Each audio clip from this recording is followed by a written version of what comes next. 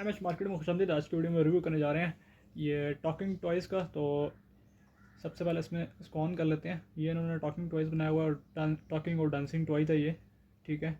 और इसमें यहाँ पे सेल डलते हैं, यहाँ पे इन्होंने स्क्रू दिया हुआ। सबसे पहले इसको ओपन कर लेते हैं। ये ओपन हो गया। यहाँ पे आप सेल डाल लें। इसके साथ सेल नहीं आते। सेल आप जब भी इसके साथ लें तो अच्छे वाले सेल डालें, नहीं तो ये वर्क नहीं करेगा, क्योंकि इसको पावरफुल थोड़े सेल चाहिए होते हैं।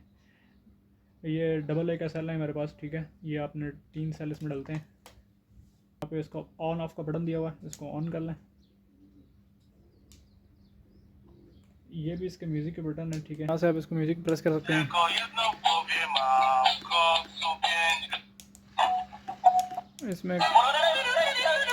इसमें काफ़ी ज़्यादा म्यूज़िक है इसके। ये